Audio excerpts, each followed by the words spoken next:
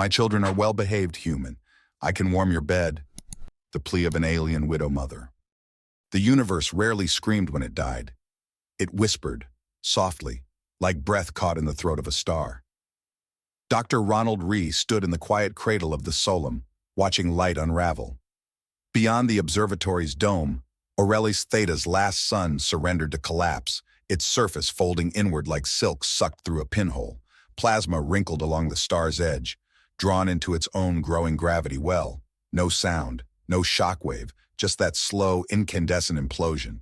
Ronald breathed in, slow and still. He logged the phase into the ritual record. Phase 4, terminal gravitational distortion achieved. Photonic shell decay at 94%. Surrounding planetary remnants unviable. He paused before committing the entry, his fingers resting on the console's sensor plate. The station's archive chimed once, soft as breath, registering the final ceremony.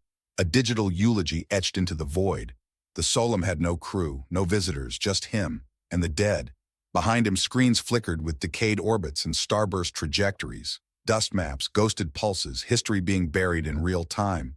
He turned to leave, then froze. A signal, weak, analog, not one of the standardized distress bursts, more like a memory trying to speak. He redirected it to the audio grid, the frequency warped, scratchy, layered over faint static, not a language he immediately recognized. But there were fragments, echoes wrapped inside the carrier wave. They don't cry, please. I keep quiet. Another pause. Then clear as glass breaking in still air. My children are well-behaved, human. I can warm your bed. The words dropped into his gut like ice. He didn't move for a full 10 seconds. Didn't blink. Then he began scanning the outer rim. The signal came from within the asteroid ring, trailing the collapsed gas giant. A pod, small, drifting without heat signature.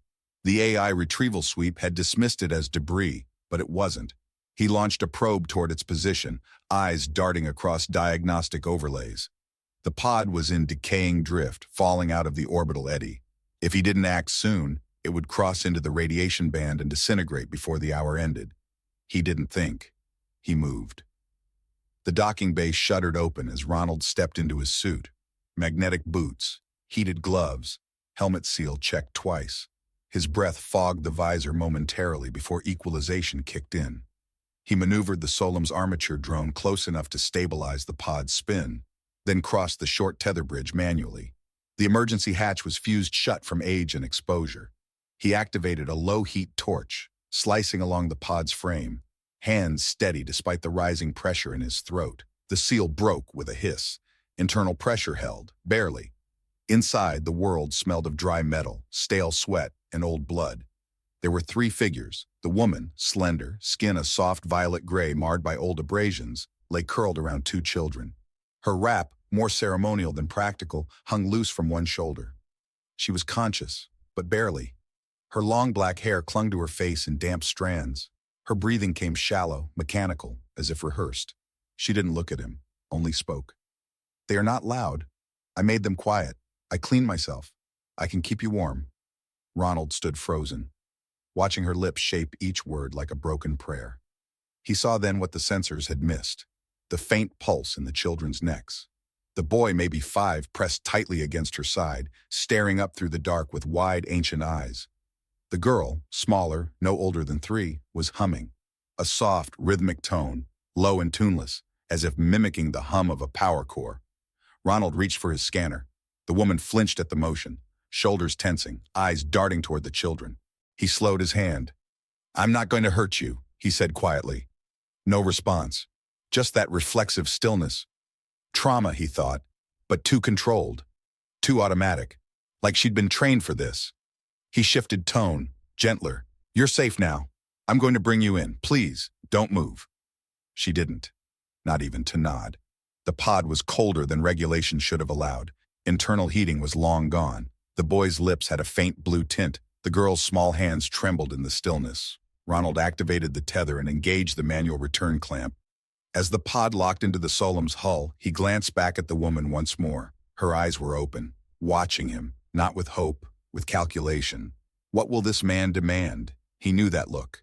He'd seen it once on Earth years ago, when a survivor had crawled out from a collapsed refugee dome after the Bloom storm. that same readiness to trade dignity for safety. Back inside, he moved quickly. He set up an isolation field in the infirmary. Heat, hydration, oxygen calibration, clean sheets, no restraints. He didn't touch her. Instead, he addressed the boy first, offered him a thermal blanket. The child hesitated, then took it.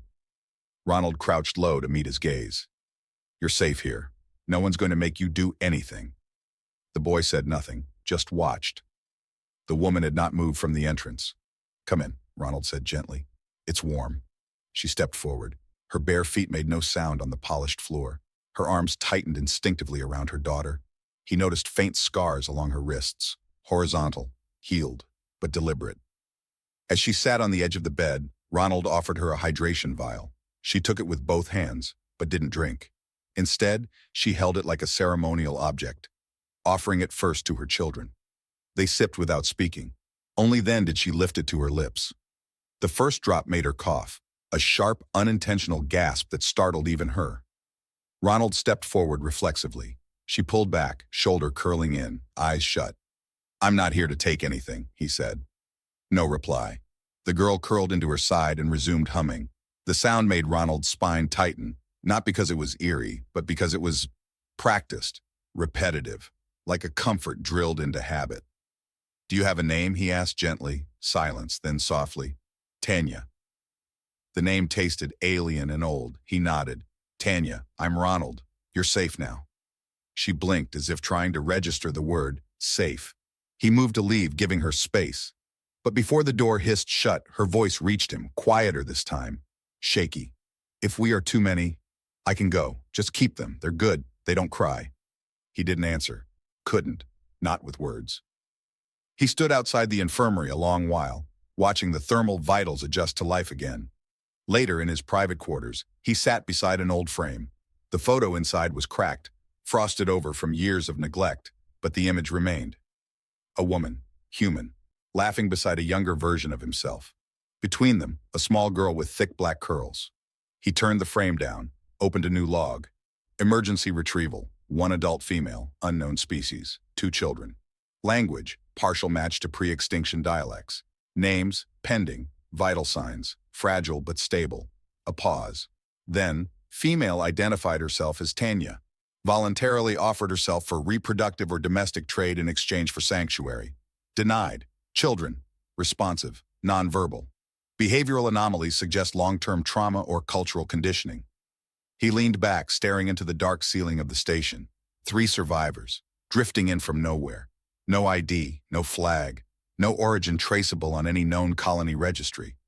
But they were alive, and that meant something, even out here, where stars died with grace and silence. Even after everything he'd lost, something might still begin. The lights in the corridor buzzed softly, pulsing in rhythm with the heartbeat of the solemn. Ronald moved through them like a ghost, quiet, steady, unsure if the infirmary bed would still be warm when he returned. It wasn't. The thermal field flickered. The sheet was rumpled, the hydration vial empty, and the room too still. His eyes scanned the corners by instinct. No sign of forced movement, no overturned furniture, just absence, a precise absence. He activated a soft range motion scan. A faint signature blinked back. Hydroponics sector, deck 2.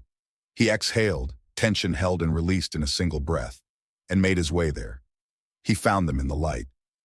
Tanya was sitting on the floor, one arm around the smaller child, the other stretched protectively across the older boy's chest. The soft green glow of bioluminescent nutrient tanks washed over them, casting them in rippling waves of light and shadow. Her violet skin looked nearly translucent under the chlorophyll-tinted glow. Her hair, black, long, slightly tangled, fell like a curtain across her face. She didn't look up, not at first. The children were eating, methodically, as if remembering how. Tanya wasn't. Ronald didn't speak. He stepped forward slowly and lowered himself to the floor, careful to keep some distance. The deck was cold through his clothes. "You found the packs," he said, more to acknowledge her action than to question it. "I had to," she replied, voice low. "You left. I thought, perhaps we had done something wrong." "You haven't done anything wrong." Her gaze lifted, the light catching in her irises, silver washed in muted gold. "We were taught, if food does not come, find it. If comfort is not offered, earn it." You don't have to earn anything here. She studied him in silence. The boy beside her mimicked her stillness, watching Ronald with the unblinking calm of something that's seen too much and learned not to ask questions. You're used to consequences, Ronald said. Tanya nodded once. We spoke without permission once, after lights out. My sister lost 2 fingers. I learned not to speak unless spoken to. Ronald's jaw tightened, but he didn't show it. The anger had to stay behind the walls. I'm not going to hurt you, he said. You say that, but that doesn't erase what's been carved into us. Nari, the girl, pressed her face into her mother's neck and began to hum softly. That sound again. Not music, not a tune, just vibration, a self-soothing rhythm. How long were you in the pod? He asked. I don't know. Her voice cracked slightly. Long enough the time stopped. Long enough that the children forgot sunlight. Where did it launch from? No name.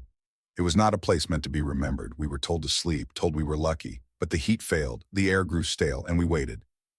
Waited for what? For the dark to finish us. She paused, but it didn't. She finally looked at him then, not as a potential owner, not as a threat, just a man, a shape in the space between her and the void. Ronald stood slowly and extended a hand. Come back to the living deck. There's warmth, a real bed. You don't need to hide. She hesitated. Her fingers twitched, then closed. She rose, not with confidence, but with the grace of someone accustomed to obeying without question. But she didn't take his hand. Back in the infirmary, he recalibrated the atmosphere settings. The air warmed, carrying a hint of sterilized citrus. The children returned to the cot without resistance. Tanya remained standing. I can work, she said suddenly. You have waste systems to clean, panels to recalibrate. I can earn stay. You don't need to. I can serve, not just with hands if you want. No. His voice cut through the room, not sharp but firm enough that even the hum quieted. He softened. Tanya, number. Her mouth remained open a moment longer before it closed. You said that before, she whispered, but I thought it was just kindness. It's not kindness, it's truth. You're not here as barter. You're not part of some exchange. She looked at the floor, then at her children. They do not understand this kind of safety. They will, in time. Siloon, the boy, had not spoken a word. He lay with eyes half closed, fingers tracing a seam in the blanket. Nari clung to her mother's leg, silent now. Her humming paused, but not forgotten. You gave them a bed, she said. You gave them warmth. You offered food. I offered what they needed, and asked for nothing. Ronald nodded. That's what makes this place feel dangerous. She spoke it like a confession. He understood more than he wished he did. He gestured toward the clean basin. There's warm water, soap, you can wash up while they rest. Tanya moved slowly, like someone waiting for the floor to give way beneath her. She stepped into the cleansing alcove and paused at the sight of the steam rising from the basin. Her hands hovered above it, uncertain. He turned away to give her space. From the reflection in the polished panel, he saw her begin to disrobe, slowly, reverently. Not out of shame, but out of long-trained wariness. Her back was marked, faint lines down her spine, pale against her skin. He turned fully and busied himself with the monitor, offering her the small dignity of not being watched. When she returned, she wore the soft gray robe he had laid out. It hung loosely over her frame. She looked at him with something new, not trust, not yet, but something closer to neutrality, the absence of fear. That, too, was progress. I'll show you the living quarters tomorrow, he said. You'll have your own room. Separate? She asked, startled. Yes. But how will I repay you? You won't. You'll rest. You'll heal. That will be enough. She didn't answer, but when she sat beside her children, she did so with her back straight. He dimmed the lights to rest level and stood at the doorway. They're quiet, she said softly. I taught them to be. They don't have to stay that way. Tanya nodded slowly. Then, teach me how. Outside, the remnants of Aureli's Theta star drifted apart, matter turning to memory, memory dissolving into dust. Inside the solum, the hum of quiet life settled into the walls. And for the first time in years, Ronald did not feel entirely alone. The next morning began in stillness, but not silence. Ronald entered the central observatory to check the telemetry on a collapsed planetoid, designation Theta 6b, when the soft sound of movement behind him caught his attention. Tanya stood in the threshold, her hair damp from washing, wearing the same loose station robe. She held a bowl in her hands. Behind her, the children trailed like twin shadows, small, watchful, quiet. Seelan held Nari's hand, his other arm hugging something tightly to his chest. A faded blanket Ronald didn't remember issuing, probably Tanya's. "I made this," she said. She didn't wait for permission. She crossed the room and gently placed the bowl on the console's flat edge, careful not to touch the instruments. Ronald glanced down. The bowl held something soft and steamed, nutrient mash from the station's rations, rehydrated and folded with hydroponic herbs. Not fancy, but assembled with care. "Thank you," he said. "You didn't have to." "I know," she said quietly. That mattered more than the food. Seelan approached the console and stood beside his mother. He didn't speak. He just studied Ronald's hands, the motion of his fingers across the panel, the glowing star map. Ronald turned the projection slightly, letting the image of Theta 6b hover midair, a ghost of a world. Its surface cracked from gravitational rifts, its mass now a slow drift toward the system's event edge. "It was a planet," Seelan said, surprising them both. His voice was faint but clear. Tanya flinched at the sound. Her gaze darted to Ronald like she expected punishment for the boy's interruption. Ronald knelt down, not touching him, just lowering himself to eye level. "Yes, it was. It lived a long time, then it died." "Is it in pain?" That stilled him. "No," Ronald said softly. "Not anymore." Seelan nodded slowly, as if that confirmed something he already suspected. Tanya sat with Nari in her lap, her back straight, eyes following every motion. She didn't speak, but her body remained coiled, always half ready to rise and retreat. Ronald took a bite from the bowl. Warm, savory, comforting in a way most processed foods weren't. "It's good," he said. Tanya looked down, not quite smiling, but no longer stiff. Nari clambered off her lap and wandered to the viewport. The girl pressed her tiny hands against the glass, her breath fogging the pain. "Is the sky broken?" she asked. Ronald joined her. "That's not sky. That's the belt. Pieces of a broken world. But they're still out there, turning." Nari hummed softly, forehead against the cold glass. Tanya rose slowly. "What was this place?" "Before us." "This station?" She nodded. "It was meant to observe end-of-life events. Star deaths, planetary collapses. A place for dignified recordings. Ceremonies for systems no one would remember otherwise. You mourn. Stars." "Yes." Tanya stood quietly for a moment. Then, "No one mourned my people. Not when the dome burned. Not when the last pod launched." She looked at him. "Only silence. That was our burial." "I can record them," Ronald said. Her eyes narrowed faintly, not in suspicion, but in confusion. "What do you mean?" "I mean they deserve to be remembered, the same way I honor the fallen of this system." "You didn't even know them. That doesn't mean they didn't matter." Tanya sat again, her hands folding in her lap. Her breath caught on something, grief or maybe disbelief. "I don't remember their names anymore," she said. "Just the colors of their wraps, the smells, the sound of one of them laughing in the dark. She had a gap in her front teeth. She used to sing when we were too afraid to sleep." Ronald opened a new log. "Tell me what you do remember, anything. It doesn't have to be perfect." Tanya hesitated. Then slowly she began to speak. She described a violet dome with painted ceilings and firelit paths, the way water from the collector pool would trickle down in a melody only the children could hear. She described wraps with beads stitched by hand, the scent of ashroot tea, the quiet thrum of generators built centuries before she was born, and the silence after the purge began, how the dome filled with smoke and the singing stopped. Ronald said nothing. He just typed, word by word, as she dictated memory into permanence. When she paused, Seelan picked up the thread. "There was a man with long arms who lifted me up when the lights failed. He called me Second Star. I don't know why." Tanya closed her eyes. "He was your uncle. He braided your hair with riverstone beads." Ronald kept typing. He didn't ask what happened to the uncle. He already knew. The room fell quiet again, the kind of quiet that felt earned, not imposed. Ronald closed the log and locked it into the archive. "Now they're remembered," he said. Tanya didn't cry, but her fingers shook slightly as she reached for her daughter. Seelan stepped forward.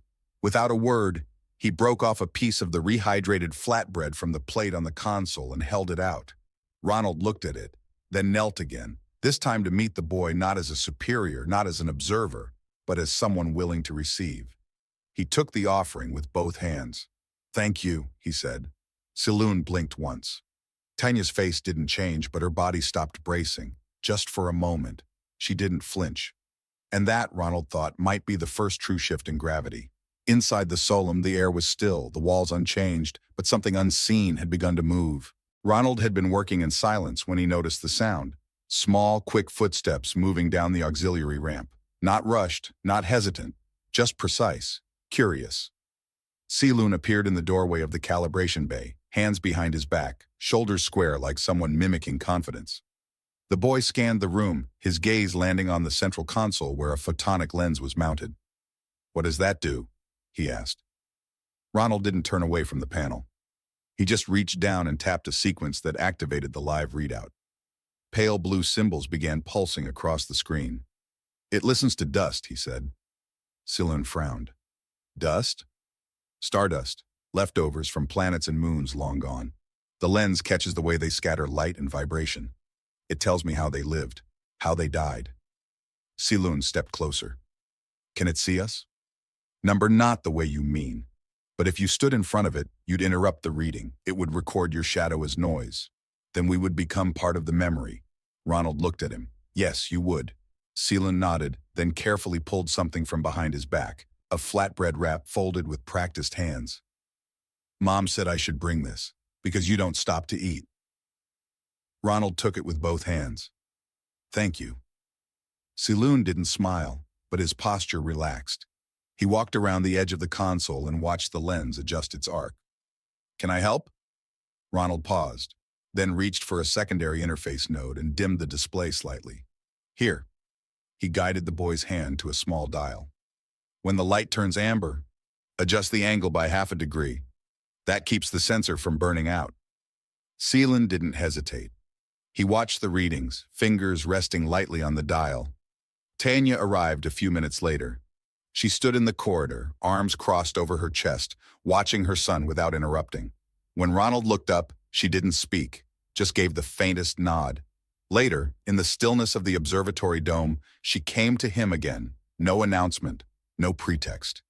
He was seated alone on the floor, legs stretched out, drinking from a ceramic cup. The stars beyond the glass burned soft and strange, one of the minor dwarf remnants pulsing in uneven intervals.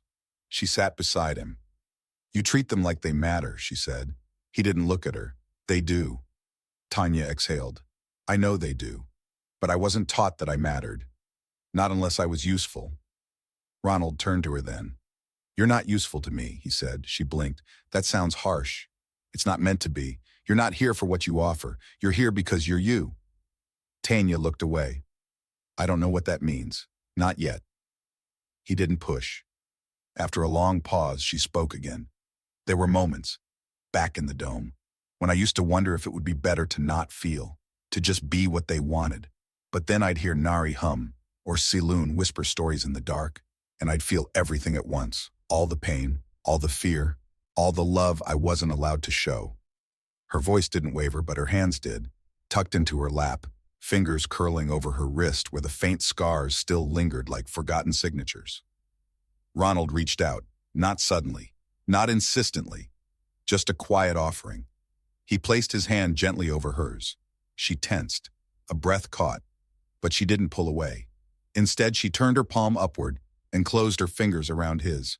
It was not a romantic touch. It was not a gesture meant to promise anything. It was acknowledgement. She was here. He saw her.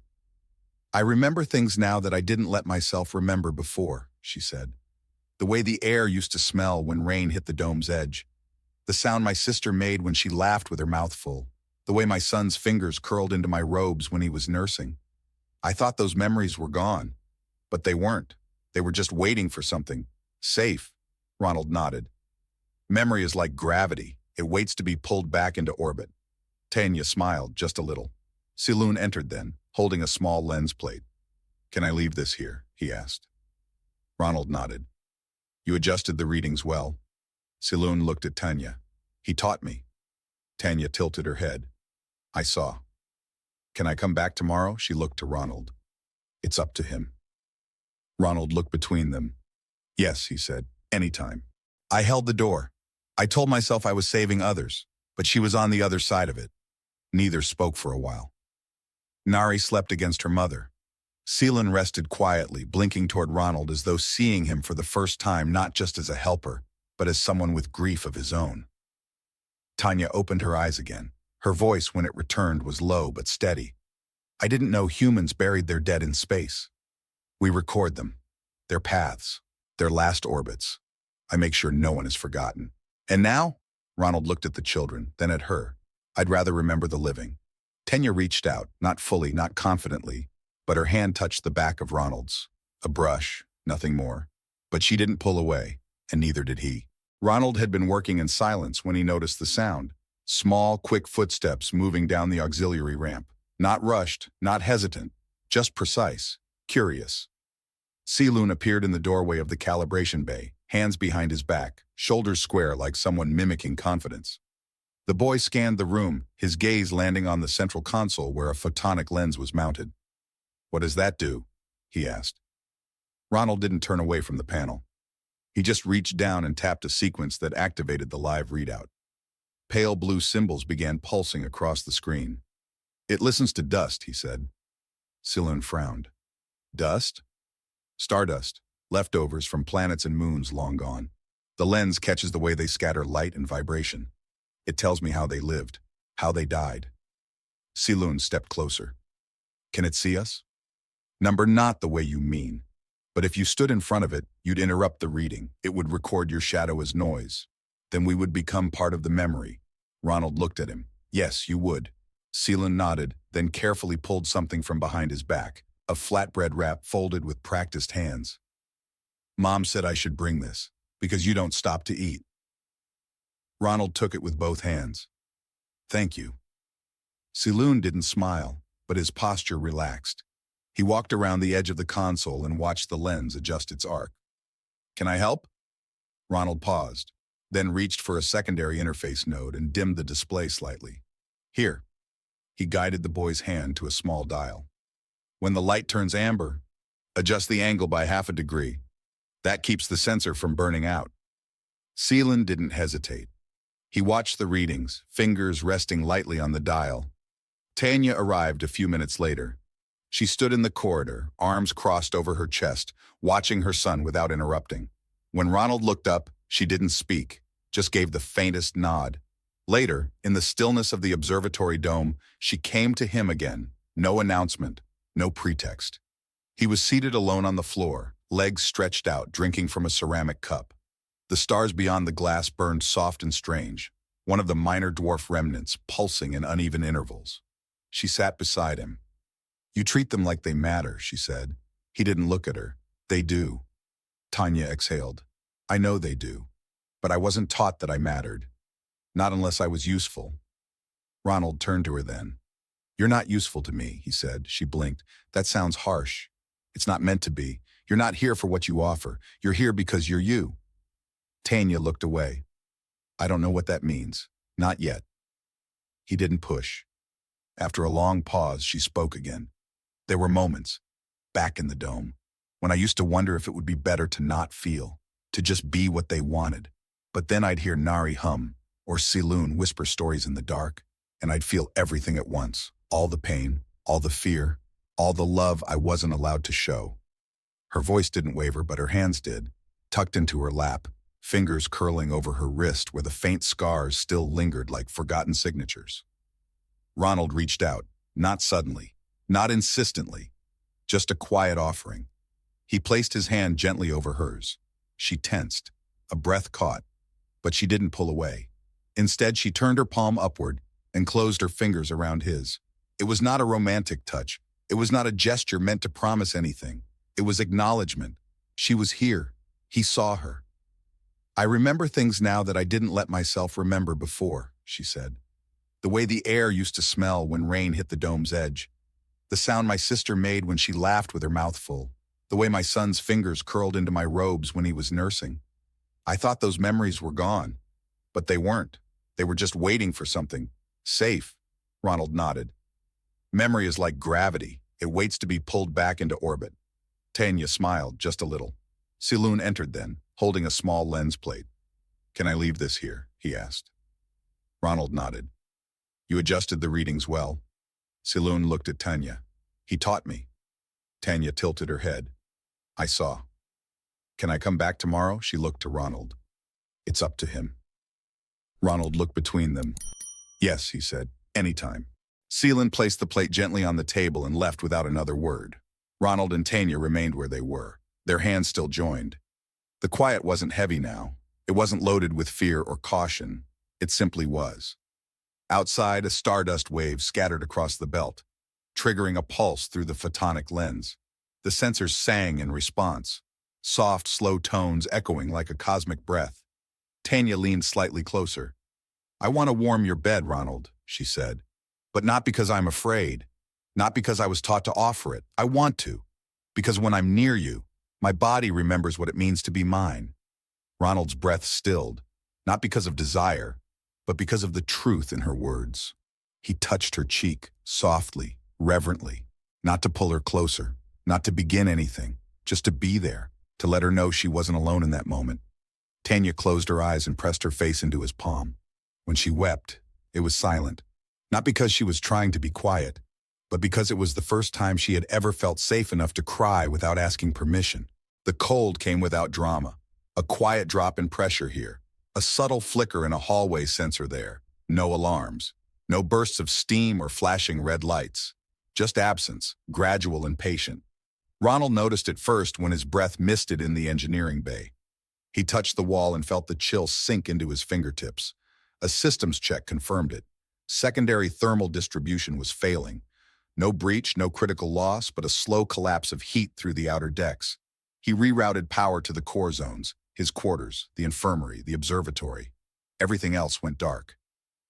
By the time he reached the central corridor, Tanya was already gathering the children.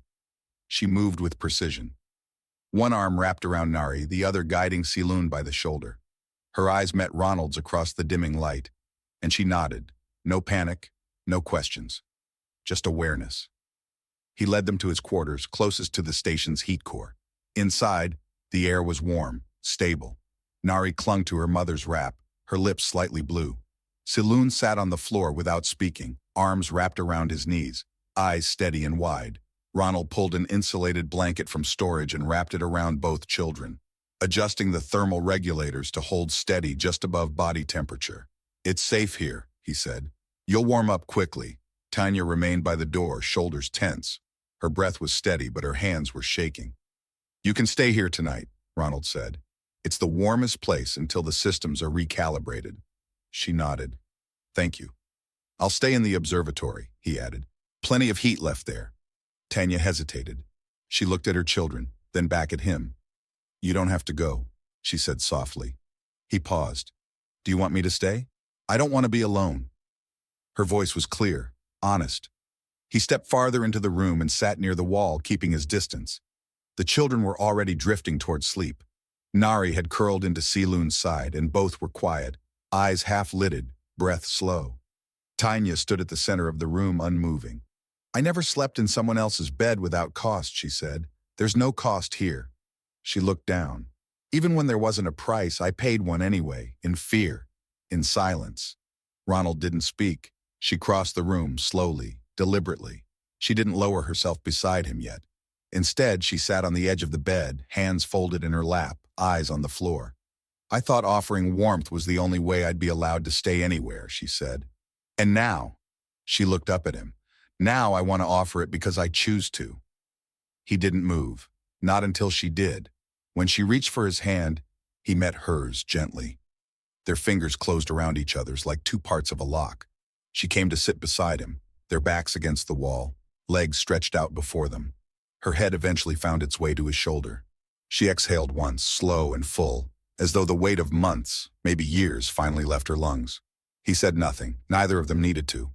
After a long moment, she lifted her head and looked at him.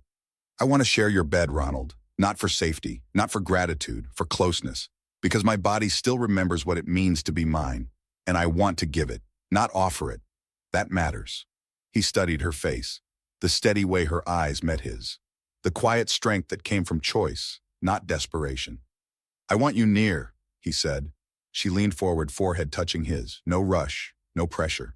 Their lips met gently, a breath of warmth traded between them. She kissed him not like someone trying to please, but like someone discovering her own desire. When they pulled apart, she didn't look away. Will it change things? She asked. I hope so, he replied. Things should change when they matter. She smiled, small but real. They stood together and moved to the bed, careful not to disturb the sleeping children. Ronald lay beside her, his arm around her waist, their legs tangled beneath the blanket. The heat between their bodies radiated slow and true, deeper than any thermal system could offer. She didn't tremble. He didn't retreat. They simply rested, their hearts aligned, not by survival, but by choice. In the quiet that followed, Tanya whispered, I didn't know safety could feel like this. Ronald pressed his face gently into her hair. Neither did I. She wept, just a little, not from sorrow, but because she was warm, and no one expected anything from her but to sleep. And this time, she did. Ronald woke before the station's artificial dawn. The quarters were still dim, lit only by the soft glow of the emergency override light that blinked once every 10 seconds in the far corner. He lay on his side, arms curled around a weight he hadn't known he'd missed all his life. Tanya. She was asleep, her breath warm against his collarbone, her leg resting lightly over his. Her hand was pressed between them, fingertips grazing the curve of his ribs, not in defense, not in fear, but in comfort. Claimed, but not owned. Nari slept pressed against her mother's back, one tiny hand clinging to the hem of her tunic. Silun had taken his usual post near the foot of the bed, curled beneath a folded thermal wrap, his head resting on an old maintenance pad he insisted was a command pillow. The silence was whole. Ronald didn't move for a long time. He didn't want to. But the blinking override light reminded him the world outside this moment still existed. He slipped from the bed carefully, covered Tanya's shoulders, and stepped out into the corridor. The Solum hummed around him, steady and low, like an old machine content in its function.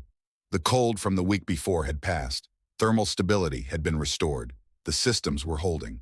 Still, something pulled at him, not warning, just instinct. He made his way to the comms terminal.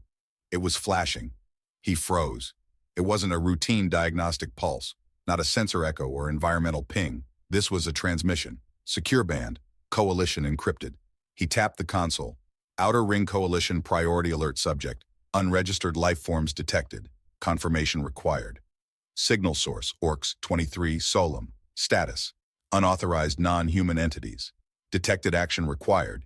Verification and preparation for collection units en route. Estimated arrival, 36 standard hours. Ronald stared at the screen. Not just a notice, a retrieval order. They were coming. His chest tightened, not in panic but in something colder, sharper, like a blade sliding into a sheath it remembered too well. He disabled the alert and initiated a local lockdown. It wouldn't hold against an official boarding procedure, but it would buy time. Then he ran the override access protocols buried in the Solum's original charter. Ancient, rarely used clauses designed for field commanders on deep space missions. A contingency once meant for diplomatic hostages and refugee settlers. Custodial protective bond. Class 3 emergency proclamation. He entered his name, then Tanya's, then the children's. Ronald Rhee. Status, protector, Tanya. Status, dependent, recognized as sovereign exile. Silun, Nari. Status, minors under guardianship. Claimed family unit, irreversible, locked. The system resisted. It demanded command authentication. He gave it. Not through credentials, but through blood, literally. The biometric scan required a DNA-linked override, a failsafe so old it had to be activated manually. He pricked his finger, let the reader take it. The light blinked once. Confirmed. Custodial unit established. Coalition override denied. It was done. He stood there for a moment longer, chest tight, fists clenched. Then he turned back. Tanya was awake when he returned. She sat on the edge of the bed, pulling her hair back with slow, thoughtful fingers. Her eyes met his as he entered. "You felt it," he said. "I heard something," she answered. The tone of the walls changed. "They're coming." She nodded. "I thought they would. They want to take you, study you, classify the children." She didn't ask what would happen after. He knelt in front of her and took her hands. "I stopped them." "How?" "I invoked an old law. I claimed you." Tanya's eyes searched his. "Claimed?" "As my family." Her breath hitched just slightly. Is that allowed? Number, not really. She smiled. It wasn't a joyful smile. It was proud, fierce. You'd break laws for us? I didn't break them, he said. I rewrote the ones that forgot people like you existed. She reached up, her palm resting over his heart. And what happens when they arrive anyway? Then they'll have to look me in the eyes when they try to take what's mine. Behind them, Nari stirred. Saloon sat up slowly, blinking. He looked from Ronald to his mother, sensing tension, but not fear. What happened? He asked. We're a unit now, Ronald said, standing. No one can undo that. Tanya stood too. She took Ronald's hand and faced her son. Do you understand what that means? She asked. Seelan nodded. We're not going anywhere. Nari, still half asleep, mumbled. Even if the stars fall? Ronald smiled. Especially then. That night they gathered in the observatory. The children curled together on a padded bench while Tanya and Ronald sat near the viewport, shoulder to shoulder. Outside, the fragments of Aureli's Theta still drifted, remnants of collapse glowing in slow-motion fire. Ronald activated the harmonic lens and the room filled with the low hum of stardust vibration. It wasn't music. It wasn't speech. It was the song of things once thought dead, still echoing in space. Will they come tomorrow? Tanya asked. Probably. Will they understand? Maybe, but I don't need them to. She leaned her head against his. This place used to feel like the end of things, she said. It was. Until you arrived. She looked up at him. You once said I reminded you that life is still breathing. I did. And now? Now you remind me that it wants to grow. She kissed him then, slowly, fully, without hesitation. Not because they might lose each other, but because they'd finally found something worth keeping. Outside the dome, the stars shifted. One new light blinked into existence, a small, brilliant flare just beyond the observation ring. The system hadn't predicted it. No one had. Ronald stared at the console. Unregistered star event, Sector Theta, Ring 6. Classification, Infant Star. Designation, LUMINA. He smiled and logged the event manually.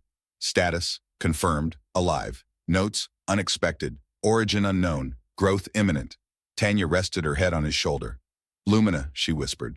A beginning, he replied. And for once, he didn't feel like a man documenting the end of things. He felt like a man who had finally become part of something that was just beginning. The Solum had grown quieter in a different way. Not emptier, not colder, just full. The kind of quiet that came from contentment, not silence. The children no longer flinched at the creaks of pressure valves or the whisper of ventilation fans.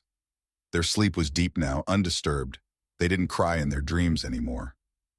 Ronald sat at the edge of the hydroponics bay, watching green take root.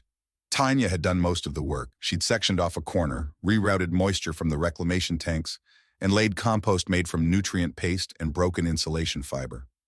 It shouldn't have worked, but it had. Shoots pushed through gel trays. Tiny tendrils curled around repurposed cables like vines finding purchase in old ruins. She hadn't asked permission. He hadn't offered it. It was simply something she did. A woman who had spent years inside sealed steel compartments and broken pods, building life in the place designed only for endings. Tanya was kneeling now, bare-kneed on a thermal pad, pressing new seeds into the soil with slow, deliberate hands. Her sleeves were rolled back, forearms dusted in grain and powder. Ronald crouched beside her, silently passing her tools when needed. She didn't have to ask. He knew the rhythm now. They won't all survive, she said. Nothing ever does, he replied. She glanced at him. You still talk like you expect loss. It's not expectation, just readiness. Do you think that makes you stronger? He thought for a moment. Number, but it makes me gentler. That earned a quiet nod from her. From the far wall, Nari giggled as Seelan tried to untangle his fingers from the creeping vine she'd wrapped around his wrist like a bracelet. It thinks I'm a pole, he muttered. You're not a pole, Nari laughed. You're the sun. Ronald smiled. They've started naming things, Tanya said. Each sprout, each root. That's how children build safety. That's how anyone builds safety. She stood and wiped her hands on her tunic. The artificial lights above caught the sheen on her skin. Her posture was different now. Not defensive, not poised for retreat. She moved like someone who belonged. They want to show you the drawing, she said. He followed her through the corridor.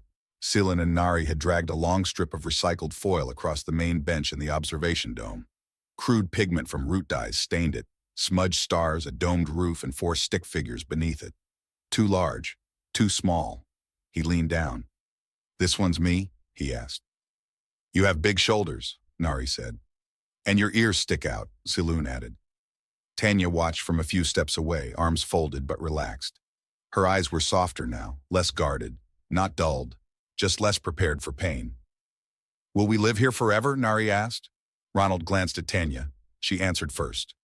"If you want to," Nari nodded firmly. "I do." Celine looked at Ronald.